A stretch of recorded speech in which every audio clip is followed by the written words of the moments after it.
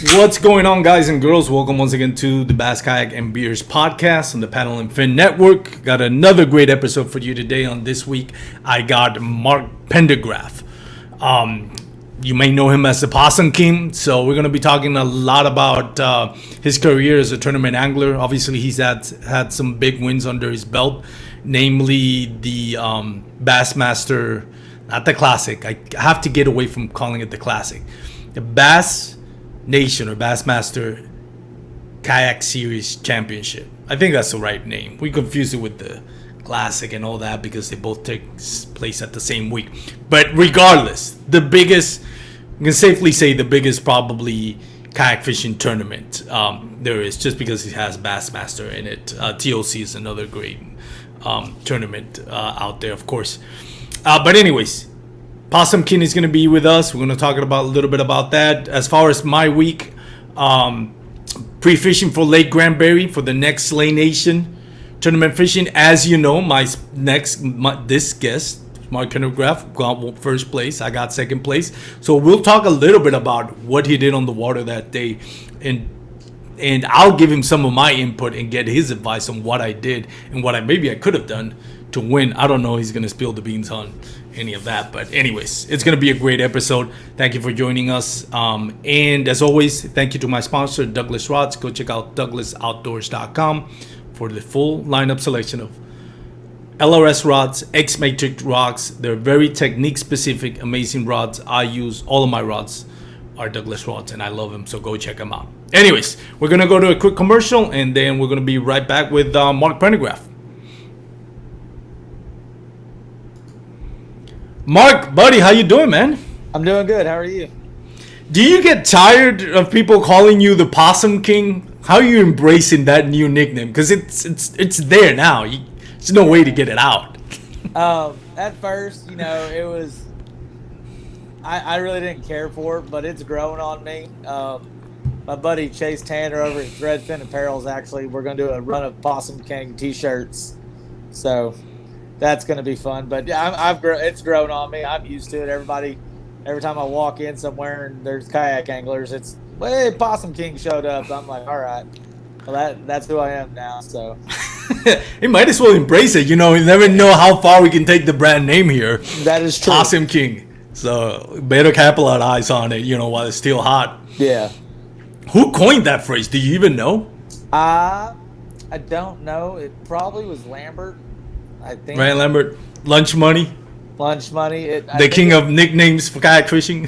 pretty much. I think it was him, but I'm not 100% sure. So I'm sure it came somewhere from the KBN group page. That I'm sure. They're a big fan of the tournament scene. Yeah. So, well, anyways, congratulations on that, man. Thank you. I'm glad it's growing on you because I don't think you have any other choice. No other choices. So how you been? How's everything? It's good. Just busy getting the last of the tournaments done for the year and getting ready to take a couple months off. So, yeah, it's kind of like the tournament season is kind of winding down. I know we have a couple of more. Well, I think pretty much the well-known tournaments in Texas, I think except for Cats. I think they still have one, but for most of it, Northeast Texas, kayak fishing, Southeast, TKC, most of them are kind of like just kind of waiting for October to do their version of the TOC or the championship. So yeah, it's hot, man. It's hot to fish in August here in Texas. North Texas ran theirs in August, and it was on Lake Whitney, which was brutal. There's no shade on that lake. So I never understood, and I'll have to ask Duke Trown about it. I don't know why they picked that lake on summer. Like, I don't get it. The water is so clear. It is so hard to get a bite. You really have to go offshore to get a bite there, in my opinion. And I'm no expert on it, but I don't know why they picked that lake on summer, man. It's such a hard lake. Plus, every tournament that I've seen, there's always that asterisk. Well, we'll see how the algae bloom is, because it's always prevalent in Texas. Well, why pick that lake if you know it? I've seen that algae bloom, and it's horrible sometimes. Yeah. I mean, it's a good lake. It really is. Hot or cold, it's a good lake. You can catch fish. But, I mean, that's part of fishing. You have to be able to adapt to what you're doing, what the conditions are. So, I mean, if you're not going to go out deep and you're going to stay shallow, you're going to get fewer bites. It's all Yeah. what you're willing to do. So Yeah. But yeah, I love Lake Whitney. I just don't like it that much in summer. I don't It's a think I beating like. for me. No lake in Texas is fun in summer. Not. Let me tell you something. Not Lake Fork, man. That was brutal. It was a really hot day that day. I was with Josh Smith on the Dark Waters podcast. So if people that have listened to our podcast, probably it's gonna sound like a broken record. But one of the things that I picked up on the lake, as the day was grinding out, and I was looking at the leaderboard, I was like, if I catch 5 fish, I'm in the money. Doesn't matter what size. By then I already caught 3. So my last 2 is like, my last 2 could still be 12 inches, which is the minimum, and I'll still would be in the money. Yeah. And I was looking at the leaderboard, and I saw Brian Howell was up there, which I wanted. One of the things that I mentioned on that podcast is I was really pumped up about fishing it because I felt very comfortable. One, I know Lake Fork pretty well, although I fished in an area that I hadn't fished before, but it seemed pretty much the same as the other areas. Yeah. And that was the reason why I didn't go to Coffee Lake and Kearney Creek, or not Coffee Lake, Coffee Creek and Kearney Creek, was because I thought, and you corrected me because apparently wasn't that bad, but I thought because of the rainfall that had happened early in the week that was going to be muddy. That's why I switched areas and prepared for that area that I was going to fish. Now wasn't an audible. It was, I already made up my mind like 2 days before the tournament. But I noticed, like, I looking at the leaderboard, I saw Matt Wallace, Christian, a great kid, by the way, and really talented angler. And Brian Howell, then I think I was 4th, and then you were 5th or 6th. And looking at the leaderboard, I said, I don't think Brian Howell is going to upgrade, because he had like 76 inches, but it was so hard to upgrade on that lake. Yeah. It was hard to find 5 fish. I'm like, the only one that I feel like if I get 2 fish that can beat me is going to be Mark, just because your first 4 fish were they weren't that big, but they for Lake Fork, but they were consistently big. You were in the 17 to 19 range, all of them. I think you had like 2 19s and 2 17s, 1 18, something like that. So I was like, man, one more fish from him, and I'm going to have to get a big one or 2 big ones to win. When I got my 5th fish, I was so relieved because now we had an hour into a tournament. And I was like, I kind of left the foot off the pedal, and I've mentioned that on my last podcast. I should have stayed hungry and tried to see what I can do to upgrade that last fish. And all I was praying, if Mark gets that fish fished, it's going to be tight. It's going to be tight to beat him. And sure enough, you did, man. How was your day in Lake Fork? How did it play out? What was the keys for you to get those 5 fish? And, did you have to make adjustments throughout the tournament? I went in with a simple game plan. It's the same game plan I have at Fork anytime it gets hot. I like to find where grass is, and I like to go punch it. I started off early. I had a little island in my area, and I was frog fishing around, and I started with an 18.5 on a frog, but that bite went away real quick. I had a lily pad area that I went and checked, threw a frog through there, a couple worms, didn't even get bit, so I moved on to my grass patches, and lo and behold, in the area that I was in, they had sprayed for the grass, so they had killed a lot of it off. But there were still some nice chunks of it around certain docks and in the back of a couple coves that I was able to get in and work through pretty methodically and pick up at least 1 fish out of each one, so it worked out.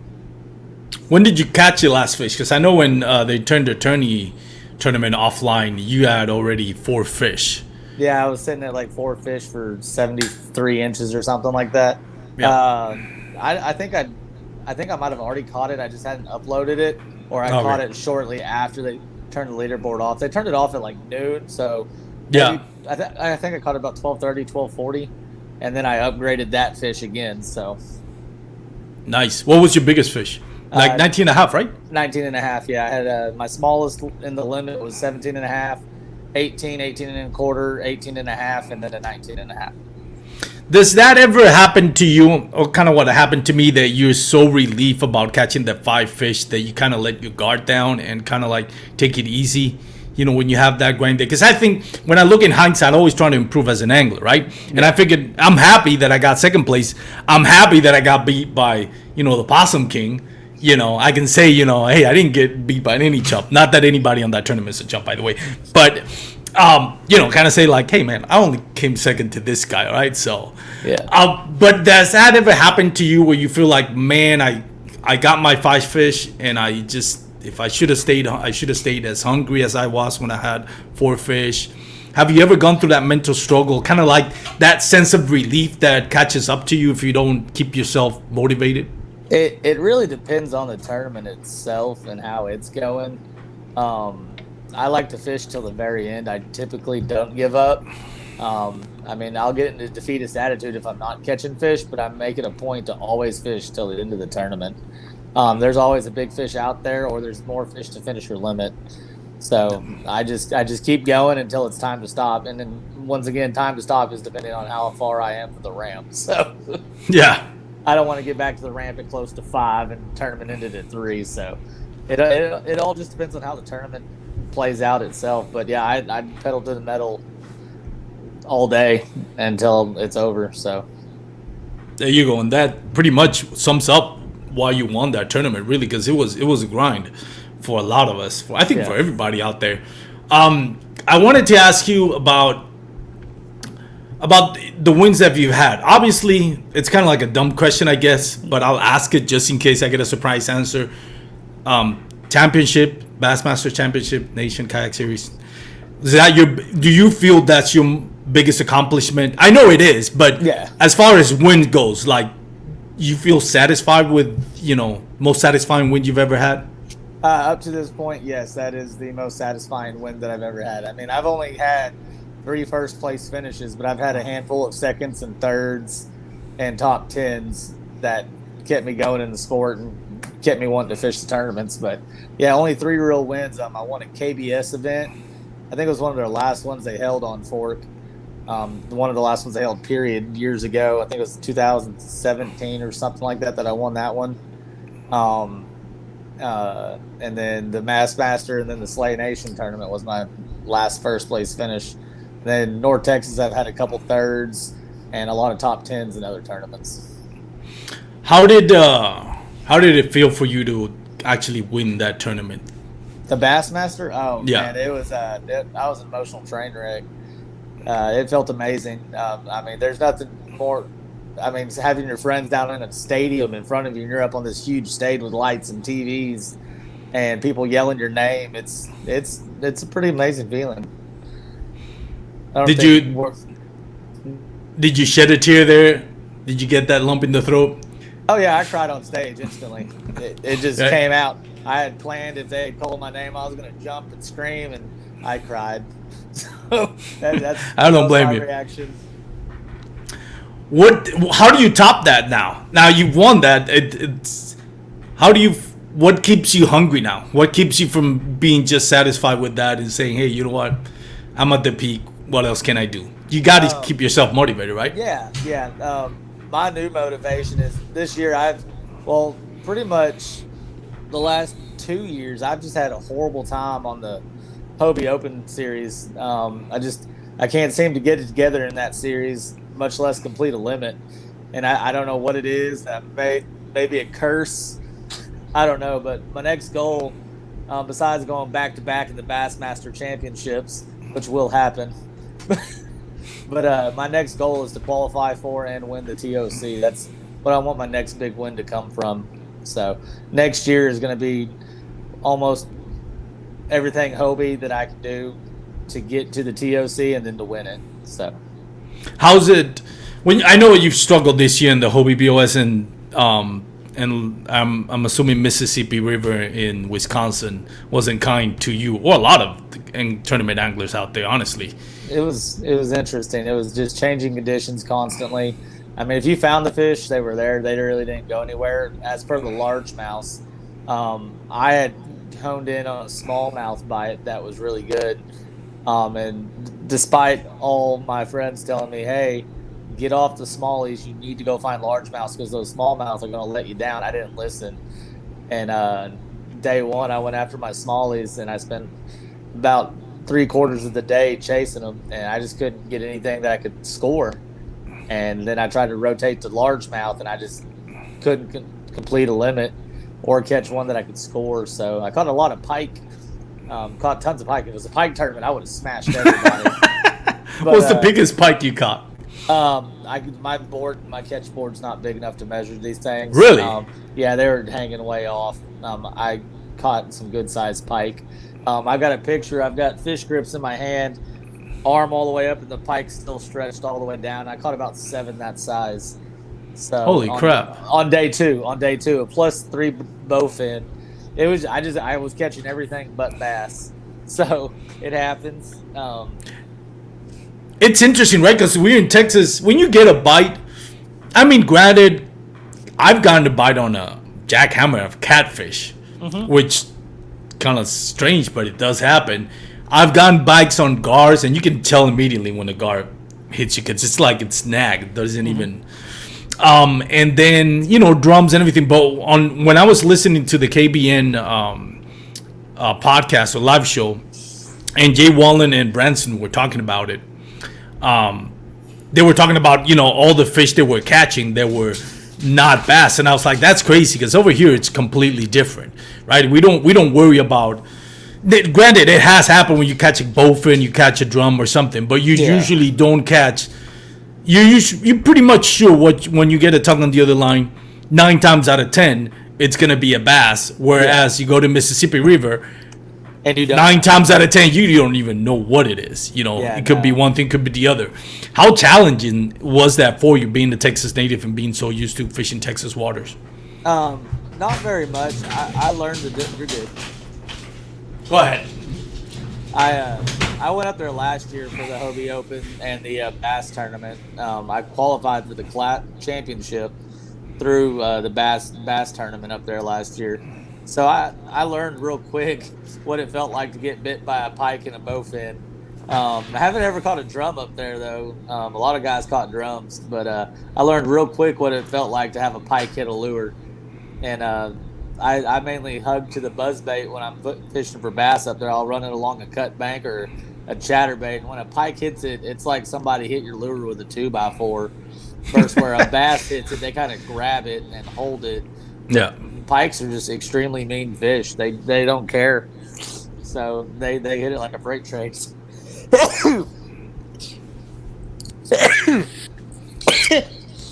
You okay? I'm back. Yeah. I don't want to lose you. Bless you.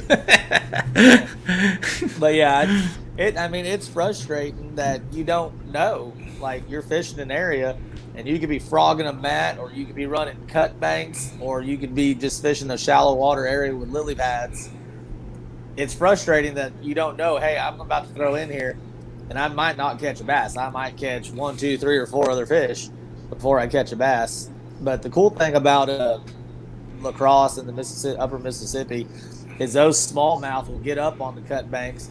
They'll get in the grass, and as long as there's a little bit of current, there could be a smallmouth there, and you could throw a flipping crawl up into a bank and catch an 18-inch smallmouth where you think a largemouth would be. Or you catch a drum. It's insane the amount of fish that stack up in those areas. Yeah, and it's interesting going back to what you said about the advice that people are giving you. It's like, hey man, smallmouth bass will leave you. I can't remember it was Jay Wallen or Brandon who mentioned it, but said the same thing, that that you can't really rely on the smallmouth bass because they're kind of unpredictable in that way that all of a sudden they'll just like leave an area and they're nowhere to be found, or they just won't bite. So you're not the first person who said that, obviously. Yeah, no. Or experienced that. There's people a lot smarter than me that I didn't listen to. So But I mean, it's hard when you get a hot bite. It's like, well, how am I supposed to? The whole point of pre-fishing is to find that bite and that pattern. I find it, I'm supposed to not follow through on it, ignore what I found. So if you wouldn't have done it and you wouldn't have found largemouth bass, then you'd be saying I should have just stayed with my game plan. At the end of the day, all you can do is get your game plan and hope it works out. That is true.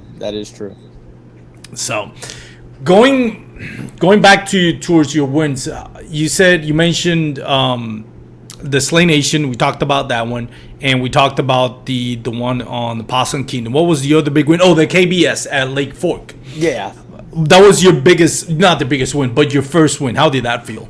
that was actually really cool. It was my first win in the kayak. I did it with like 92 inches on Lake Fork.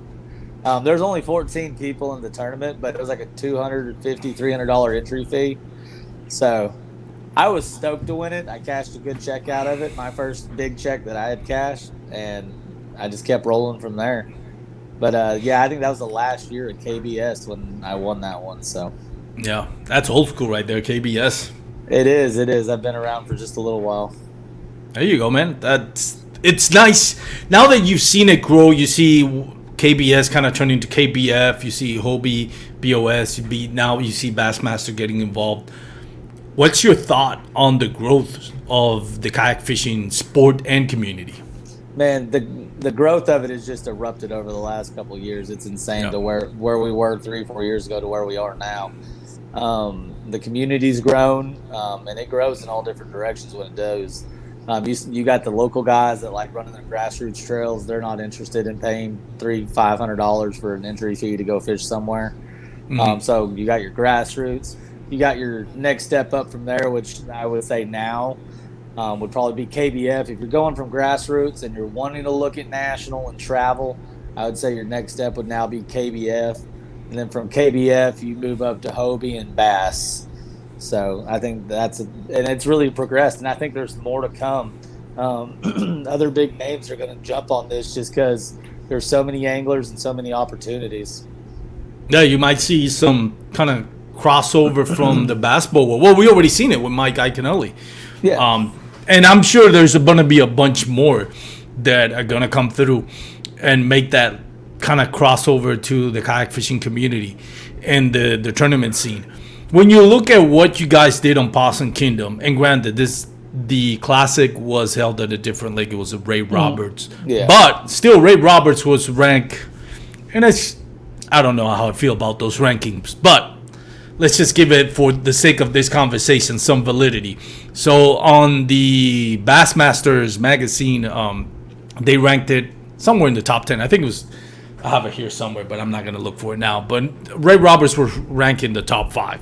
Possum Kingdom was not even ranked, which don't rank it at all. It sucks. Everybody that's listening, don't go to Possum Kingdom. Don't hold the tournament there. But just because you and I know how good Possum Kingdom can be, and I think the world just took notice. But anyways, going back to my original point or question, when you look at what the basketball did on Ray Roberts, and you look at not just what you did, Drew Gregory, Joe McElroy, I forgot who came up third place. Brad Case. Brad Case. When you compare your numbers, obviously ours is in inches, those are in pounds or ounces. But still, your bag was impressive compared to what we saw on Ray Roberts. How do you feel about the comparisons between a kayak angler and a bass boat angler as far as bass fishing? I mean, everybody's an angler, in my opinion. You just do it out of a bass boat or you do it out of a kayak. There's a lot of indifference between the two, and it happens. It's like little league versus select league in baseball. You know, everybody gets picked on for not being in the top sport. But I think there's kayak anglers that are just as good as bass boat anglers, and there's bass boat anglers that shouldn't be bass boat anglers on a pro circuit. I mean, it is what it is. I mean, there's enough water and fish for everybody, but as compared to what we did on Possum Kingdom to what happened on Ray Roberts, the conditions were drastically different per each lake. Where we had constant current being drawn, our water was muddied up, the fish were bunched up, whereas Ray Roberts had been flooded already. And the fish were already, I mean, they were spread out can get up there. So I want to say the conditions on Ray Robert were extremely tough, and the conditions on Possum Kingdom were extremely tough. But if you found the fish, you found the fish. Yeah. So. And you definitely found the fish. How did it, I know you've mentioned in another podcast before, but just for the sake of my listeners that maybe haven't listened to your other podcasts that you've been on, what was the game plan on day one? and what was the game plan? Now that's become a legend. Day 2. What was the differences between day 1 and day 2? What you saw on day 1 and what you saw on day 2? So day 1, I mean, coming out of pre-fishing, I had planned to fish bluff walls. I had tubes and crankbaits tied on, and I had Tubes? found, Oh. yeah, I was throwing some tubes, but because they spiral down, look like a little dying bait fish or a crawfish falling off the wall. Yep. But I had planned to run bluff walls all day on day 1, and I did up until about 12:30, and I had 4 small fish, and I pretty much had defeated myself. But I was like, I'm gonna head back to the boat ramp area. There's a good bluff wall over there that I want to fish. And when I got there, Justin Faircloth was sitting on that bluff wall, and I was like, it figures that somebody'd be there. That wall holds fish pretty well. And I was like, and I saw fish popping on the boat ramp. I was like, I'm gonna go over there and fish. I like the boat ramps. And then I caught a striper, a couple sand bass, made a bad cast, caught like a 19.5-inch bass. Casted back over there about 100 more times in 30 minutes and culled out my 4 fish with 5 new fish for 97 inches. So everything came off that boat ramp in the last 30 minutes of the tournament on day 1. So day 2, I show up, talking with Justin, joking around. He's like, you want me to turn my live scope on and look? I'm like, no, just don't even mess with them. I'm just when it's time to go, everybody's gonna take off, and I'm just gonna stay. Talked to another angler that had caught a fish off the boat ramp before he left midday day 1. I was like, hey man, I know you caught a fish here yesterday. I'm just letting you know. I was like, I'm not leaving the boat ramp. I'm gonna fish right here. He goes, that's cool. I didn't plan on staying anyways. So I stayed on the boat ramp all day. I limited out in the first hour, had over 100 inches, and then I worked my way up to 112. Wow. It's crazy. When you limit out at 100 inches, were you like, okay, I got this? Or were you like, no, I need to do, what kept you going? Because now you got 100 inches in the first hour. How do you keep yourself motivated? Or is that motivation in itself, just catching that many fish in, making that big leap in the first hour? Gotcha. I had people messaging me like, yeah, man, that's awesome. You're crushing it. Keep going.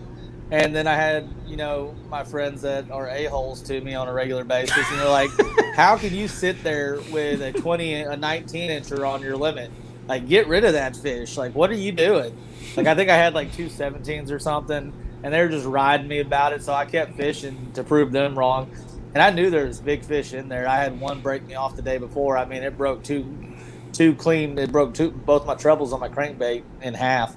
So I knew there was big fish down there. And I mean, they were stock hooks on that crankbait. So I mean, I didn't really have high hopes for them, but So I knew there was big fish there, and I wanted to call out. And I worked my way. It was 105, 107, 110. When I got to 110, that was the point where I was like, what do? I have all 20-inch or bigger fish.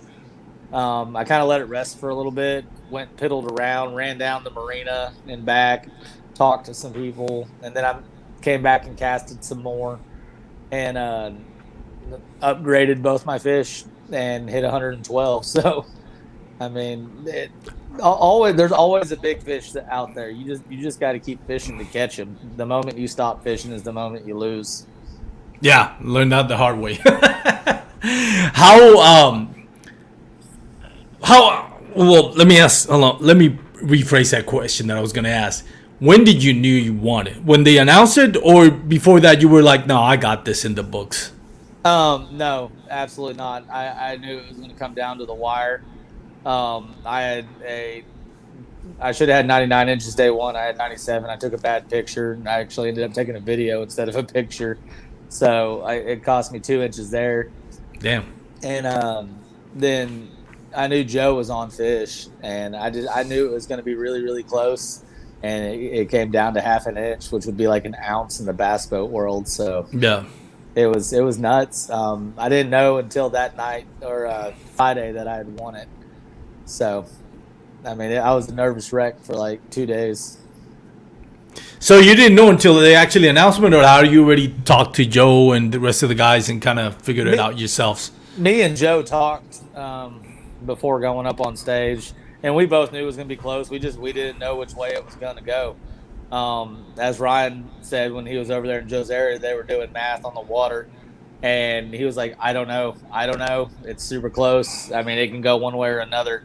So I didn't know what Joe had done, and Joe didn't know if I had upgraded, which I never did after they turned the leaderboard off. I lost 2 fish that probably would have helped, but um, yeah, I didn't know until they called my name on stage. Now that you look at it, you've won 2 tournaments on Lake Fork, which you're more really like the Lake Fork King, the Fork King than the Possum King. Now you won your signature win at Possum King. Which lake do you prefer? Possum King's never been one of my top lakes that I would visit. The only reason I'd go to Possum Kingdom is a tournament. I like Fork. I like the way it fishes. There's multiple styles you can use if you want to fish docks, if you want to punch grass, if you're a real deep fisherman. It I like the way Lake Fork sets up. It's one of my favorite lakes. I mean, it's one of everybody in Texas' favorite lakes. Yeah. But if I had to choose a lake to go fish in Texas, to be like, if I had to choose a place that I'm going to go and I know I'm going to catch fish, it's going to be between Fork and Caddo. Cattle Lake, yeah. That's a really nice lake. I haven't been to that one, but I've heard good things about it. It's a beautiful place. Yeah. So what is it about Possum Kingdom that doesn't really attract to you the way you fished? One, I don't like clear water. I absolutely despise it. Two, I don't like deep water. Yeah. And I mean, I don't say I don't like it, or it's just not one of my number one choices. I mean, now I'm like, yeah, I need to go back and check it out. I did actually. I think 2 weeks later, I placed third and fourth in the West Texas North Texas combo tournament that they ran out there off the same boat ramp, which was kind of, well, I wouldn't say I caught my limit off the boat ramp, and then I went and looked elsewhere and missed a lot of fish doing what other people were doing in the previous tournament. So I'm just not a good finesse fisherman, so I couldn't figure it out. Yeah, finesse fishing is always tricky, especially if you like really like dialed in into power fishing. Just kind of going to finesse can be like mentally challenging. Yeah, right. And yeah, it happened in lacrosse. I ended up having to finesse fish to try and get bites, and I got bites. I just couldn't keep them on a hook. So something I got to really practice. How do you practice for something like that? And the reason why I ask you this is like we get so caught up in like I want to enjoy my day on the water. And the way you enjoy your day on the water when you're just fishing for leisure is catching fish. Yeah, that one too, right? So this is one thing that I've kind of learned now that I'm kayak fishing in tournaments. And I think anybody that's getting into the sport, whether it's going from leisure to going into a tournament thing, you have to make a lot of sacrifices as far as your enjoyment with the sport. And what I mean by that, there's times where it's like, I want to go to this lake, right? For example, I got a tournament in Lake Granbury. By the way, are you going to be in that tournament? It's not an open, and I'm not paying $60 to fish 2 tournaments. Okay. So yeah. if I could fish a full season with Slay, I would. I mean, it's a nice tournament, yeah. Y'all all seem like decent people, so I'd come fish with you again. Only in the surface. Now everybody's pretty decent on that group. I joke. But going back to what I was saying, it's like I have to go to Lake Granbury, which I hate. I can't stand fishing at that lake. So now my free time is not going to a lake that I would enjoy, like Lake Fork, Wheeler Branch, different lakes that I would love to fish. But now I have to prepare for this tournament. If I'm going to invest the money in it, I might as well try to get a win. And I can't do it unless I know the waters. So there's a lot of sacrifices you have to make, especially now that if you like you just mentioned, you're going to invest more time in the Hobie B.O.S. next year. Yeah. How does that play out for you? Is it a point where where you feel like I need to get away from the tournament just so I can go back to enjoying fishing? Do you ever feel that way? Sometimes, yeah. Guillermo, on day 2, we left the tournament at the same ramp up in La Crosse, and we talk every now and then. And I had told him before a while back. I mean, it's been a while. I'm surprised he actually remembered it, but I told him, I had made the comments like, I don't really get to fun fish anymore. Like it's Yeah. all dedicated to tournaments. Like every time I go fish, it's preparing for a tournament. And he had asked me, he's like, "Hey man, do you get to fun fish? You said that you didn't get to do that very often." I'm like, actually, yeah, I've actually kind of narrated my life now to where I get to spend time just going out and fishing. And I do that now with the Trinity Bass Bash. I mean, it's still a tournament, Yeah. but it's on the Trinity, and it's just a good time. And the area that I fish, there's always people. I get to take Spencer with me. I bought a bass boat so we can go out more often together as a family and stuff. So we're doing that, and it's just creating more time for fun fishing. And whenever Spencer wants to go fishing, we go fishing, no matter what I have going on. So Spencer's your son? yeah, Spencer's my Oh. oldest son. He's 7, turns 8 next month on the 18th. So, Oh, nice. But he's my little fishing buddy. So when he wants to go fishing, or if I'm just in a down period, I'm like, dude, let's go fish. Let's go have some fun. And we may not catch anything. We may just sit around and eat snacks all day. But I mean, it gets me my mind off the tournament trail and doing what I'm doing. But I make sure now that I have time to go do what I want to do, go fish water I want to do. And it's got to be that way. I got burned out, I want to say 2 years ago, to where I was like, man, I don't even know if I want to fish tournaments anymore. My wife's actually the one that talked me back into it, which is really weird in most people's relationships. Yeah, it is. But she's like, no, you know what you're doing. You need to go do what you do and stop second guessing yourself. And that was a lot of the problem I was having, is I'd have a game plan. I'm like, oh no, scratch it last minute on the way to the ramp. And I'd go somewhere else and just bomb. And it happens. But yeah, I definitely make sure I have time to go fun fish and visit lakes that I want to visit. And even if it's signing up for a tournament that I don't really care about winning or really competing in, if it's on a body of water that I want to go fish, why not take a shot at some extra cash? Otherwise, I'm still fishing a lake I want to be on. So Yeah, that's the point. I think a lot of us. Two things that I take out from what you just said is, yes, it is, and for those out there that are looking to take into tournament, keep in mind it does. If you are really serious about winning a tournament, it does take a little bit of the fun away from it, and in order to be really successful, there is that sacrifice of like, yeah, I'm not gonna do as much fun fishing because I don't, unless you like financially independent, where you don't have to go to work and you can do fun fishing and then prepare for a tournament. That's different. I don't know anybody right now in the kayak fishing tournament that has that luxury. So for 99% of us, yeah, you just have to like grind it out. The fun fishing can kind of take a backstage if you want to progress and compete with the big boys out there in like the Hobie B.O.S. and the Bass Masters and the KBF. And the other thing that I get from what you're saying is that, and I think I'm glad you mentioned it because now I feel like I'm not alone with this, but is that second guessing yourself. I think that mentally, that's the biggest hurdle when it comes to kayak fishing on a tournament. Stop second guessing ourselves. Mm-hmm. Go with a game plan, see if it works, and just stick it out. If it doesn't work, it doesn't work. Now, doesn't mean you may not make changes on the fly when you are on the water, but the initial game plan, you stick to the roots of your game plan. Whatever you're gonna fish and what you're gonna work. You may change the bait, you may change locations, but you still started with your game plan. Because I think that's the biggest thing that I not just for myself, but talking to other anglers, that's the biggest thing. Just kind of like stop second guessing yourself and go with your game plan. Yeah, definitely. And I've always had a bad problem of doing that. So, but I've gotten to where I try and stick to it as good as I can. Mainly because I'm terrified of telling my wife, I second guessed myself again and I screwed up. That was a conversation we had to have coming back from. Actually, no, I stayed with my game plan in lacrosse, and it bit me in the ass. So. I mean, there's good and bad for both of them. Yeah. Definitely. Yeah, you can make a case for either one, yeah. They're definitely second guessing yourself it's not a good situation ever. So if you know what you're doing, if you're in tournament fishing, get out there and do what you know you're doing. Yeah. It's mentally and emotionally draining when when your plan A is not working and you start second guessing yourself. It could take a toll on you for sure.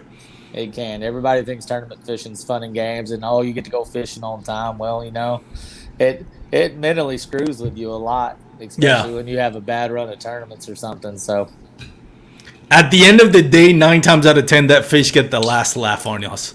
oh, always, always. Anyways, Mark, I've had you almost for 40 minutes, and I do appreciate your time with us. I know you're a busy guy, and I don't want to take too much time away from your family. You kind of touched on it a little bit, Hobie B.O.S., but other than that, what's next for you as far as Possum King goes? What are you looking for next year now that the tournament is kind of winding down? Tournament season's winding down.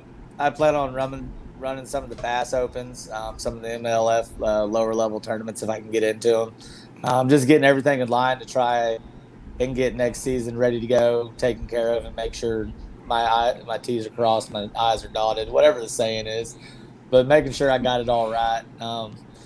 It's just a lot of things have changed now that I won that tournament with such a big title on it. Just trying to get everything in order. I want to make sure I stay on my grassroots tournaments and fish around home and have fun with that. But I also got to focus on national level stuff as well if I want to keep moving up and get my fishing life together. Because right now I'm fortunate enough that my wife has a good enough job that I've been able to look at next year and go, all right, this is what I get to do. And I'm going to maybe work extremely, extremely part-time next year, but it's all going to be focused on fishing and trying to move into making this a career. That's awesome, man. Wish you the best on that. Thank you. Except when you're in the same tournament as I am. But other than that, I wish you the best. Nah, just joking. We wish you the best no matter what, man. I'm going to pay my $60 next year just so I can come mess with you. Yeah, that'll be fun. I love it, man. I was telling Josh Smith on Dark Waters, I was like, I was going in confident that I was going to win. I had it on my mind that I was going to win this tournament. And then I go to the captain's meeting, which is live captain. Just we have to go there. It's not Facebook or anything like that. And I see you had just left. I see you driving off. I see Brian Howell waiting for his tourney tag. And I was like, well, I guess third place, not a bad place to be, still in the money. But once I got on the water, I kept looking, and I was really hoping, and careful what you wish for, but I was really hoping you and Brian did well. Because I was like, this is what I got into tournament fishing. It's not to win, it's to take, I wanted to take, and I say this with all due respect, but I wanted to take down names. I want to say I beat the Possum King. I want to say I beat Brian Howell, who's second in the Hobie B.O.S. Like, I want that. Yes, it's intimidating, and it feeds into your insecurities when you're going against big names like yourself, Brian Howell. But at the same time, I was on the water, especially after I caught my first fish, which was 20 and a half inches. I'm like, game on. And I was constantly look at the leaderboard, and I was constantly watching. I noticed Brian Howell was having a decent day. He was ahead of me for most of the day. I noticed your first 3 fish were solid, and I was going to go outside like, this is going to be a bar fight. This is going to be, grind it out and put on my best attitude and my game face on to try to beat these guys. And it really upped the ante for me. It was like, I want to beat these guys. I was looking at the phone. It's like, I want to beat you, Mark. I want to beat you, Brian. And I say that, again, with all due respect. Yeah. And I say that to anybody that's getting into kayak fishing, man. When you see those big names, I've heard people say, oh, man, I'm not going to go with that. I don't want to donate my money to these guys. I'm like, well, you already have a defeated attitude. And if that's the case, no, then you shouldn't be on a tournament. Unless you're out there just to enjoy the camaraderie. That's another thing. But if you're going to be out there, you have to have that winning attitude. You have to look at yourself and say, I want to beat this guys. I'm pumped up when I see your name on a tournament. When I see anybody's that I know is a great angler that has made a name for themselves, it's part of the competitive nature of it. Now, do you feel that now that you have that that win under you, that big win, that signature win, do you feel like other anglers target you that way in saying like, oh yeah, this changes the games and how people view you and how they view you as a tournament competitor? Do you feel that different vibe now? I mean, more people want to talk to me and shake my hand and meet me at tournaments and stuff. I guess they might be like, "Yeah, I beat the Possum King. That fool came in like 96 out of 110 at the Mississippi River." And I mean, no, not everybody has a good tournament, but I mean, if people want to bounty hunt me, that's fine. I mean, I'm still going to go out. Yep. We lost the Possum King minute 45.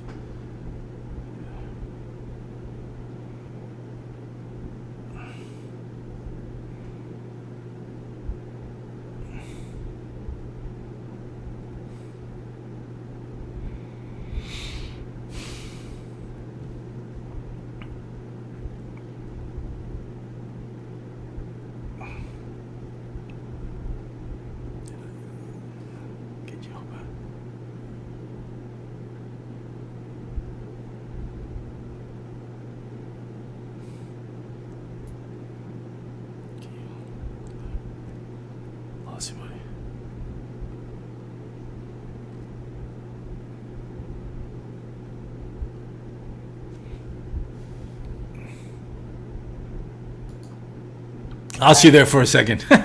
Yeah, I don't know what happened. No worries. I had to run into a different room real quick, but yeah, I mean, if people want to say, yeah, I'm after the Possum King, I can't figure out what this camera's doing, but oh well. But Nah, you're good. If that's what they want to do, more power to them. I'm just an average guy. I've always thought that I've been a pretty solid competitor in tournaments, and people would know that I was there to fish for real every time I showed up. But yeah, I mean, I guess it could be that way now. If it is, awesome. I'm happy people think about me that way. Yeah, it's a compliment. Yeah. So I mean, yeah, it's just a giant compliment if that's what it is. So, but I mean, I'm fine with it. Mark, before I let you go, one more question: how's his life changed for you after winning that tournament? Has it changed at all? Anything different? Yeah, I mean, there's a lot of moving parts that go into play now, especially with me wanting to move into the bass boat world as well as the kayak world. That's been one of the biggest changes. Is that's probably that win has helped me catapult myself into that. I mean, once again, it's not like I get to just jump into the Elite Series or the MLF Tour or anything like that. I still got to earn my stripes and go through the bottom to the top. But it's catapulted me to where I can go to companies now that, hey, this is what I want to do. Do you want to jump on board with this?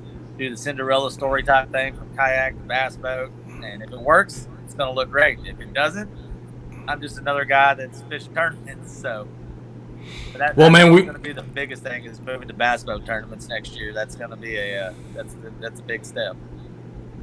Well, we're gonna miss you, but I'm not. Oh man, I thought you were going. Okay, well, I guess we still have to deal with you taking our money, but it's all good, man. We're here to feed your and to sponsor your bass boat ambitions. Well, thank you. I appreciate that. All help is appreciated. Well, Mark, again, thank you so much for joining us. I'll give you a few minutes. I know there's a lot of people you want to thank, sponsorships, family members. I know you already mentioned your wife has been huge in helping you develop as an angler. So go ahead and take a few minutes to thank anybody you want to thank. Definitely my wife, my dad for getting me into fishing at a young age.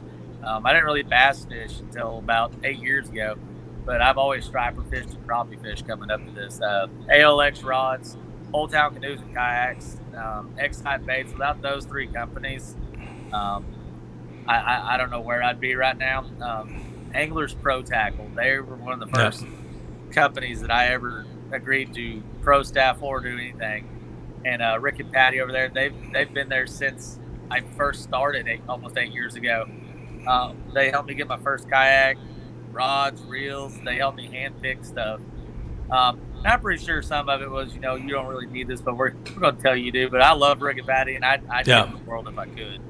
But and let's see, P-Line. God, without P-Line, I mean, X-Type baits, ALX rods, and P-Line, and the Old Town guy. That's what won me the tournament right there. So that's about everybody. I don't really have a lot else right now that I can talk about, but that's about everything. And you thank you for having me on your show. Oh man, my Sorry, I have a pleasure. beer with you, but I'm having to take it easy right now. I'm on a new medication, so. Oh no, don't worry about it, man. All right, and first of all, thank you for coming to the show. It's an honor to have you on the show. It's an honor to compete with you on the tournaments. I look forward to watching you on the water and trying to take your name down on the on the standings. It will be awesome. But I'll see you out there again. definitely. But again, thank you so much. We wish you the best, both in the kayak fishing tournament and the boat fishing tournament, and whatever you have planned for the future for you, your family, Spencer, your wife. We wish you the best. It's great, and it's an honor to have you on the kayak fishing community in our sport. You're a great ambassador to the sport, and again, we look forward to what you're doing, man. Thank you. I appreciate it. And My thank you pleasure. Once again, man, thanks for having me on the show. It's a great time. My pleasure, man. For those out there listening, thank you for joining us. Once again, it's Bass Kayak and Beers with your host Armando and my special guest Mark Pendergraf. If you made it this far, go check out my sponsor Douglas Rods. Go to douglasoutdoors.com. Thank you again, everyone. Have a great day and wear your PFDs.